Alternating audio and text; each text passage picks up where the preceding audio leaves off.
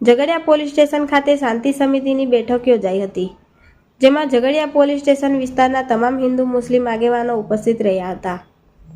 આગામી દિવસોમાં આવી રહેલા રામનવમી પર્વ નિમિત્તે શોભાયાત્રા કાઢવામાં આવે છે, તેમજ આ પર્વની ઉજવણીમાં કાયદો અને વ્યવસ્થાની જાળવણી કરવામાં આવે તેને લઈ ઝઘડિયા પોલીસ દ્વારા એક શાંતિ સમિતિની બેઠક યોજવામાં આવી હતી।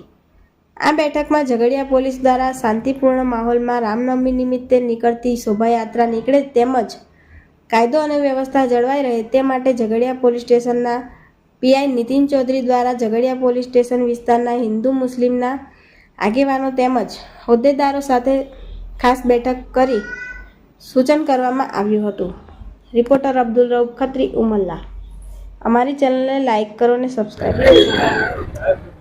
આજરોજ ઝઘડિયા પોલીસ સ્ટેશન ખાતે આગામી 6 તારીખના રોજ રામનવમીનો જે તહેવાર છે એ ખૂબ જ હર્ષોલ્લાસ અને ધામધૂમથી ઝઘડિયા ખાતે યોજાનાર છે અને એમાં ઝઘડિયા મડીઘાટ ખાતેથી પાતળિયા હનુમાનજી મંદિર સુધી એક શોભાયાત્રાના સ્વરૂપે એક બાઇક રેલીનું આયોજન કરવામાં આવેલું છે।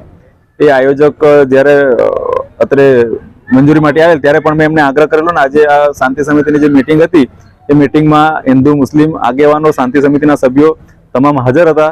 એમના અને જે આયોજકો છે એ પણ હાજર હતા। એમને મેં એક સજેશન અને આગ્રહ કરેલો છે કે જે રેલી નીકળનાર છે એમાં તમામ બાઇક ચાલકો હેલ્મેટ પહેરે, એકબીજાની આગળ પાછળ જ ચાલે, લાઇનબદ્ધ ચાલે, જેથી કરીને રેલી જે છે એ ખૂબ જ ડિસિપ્લિનમાં અને સમાજમાં એક હેલ્મેટ અત્યારે જે સરકાર શ્રી અને હાઈકોર્ટ દ્વારા જે હેલ્મેટ અંગે જે નિર્ણય લેવામાં આવેલો છે એમાં તમામ એક પહેરે તો એનો મેસેજ એક બહુ પોઝિટિવ રહેશે એવો આગ્રહ કરેલો છે।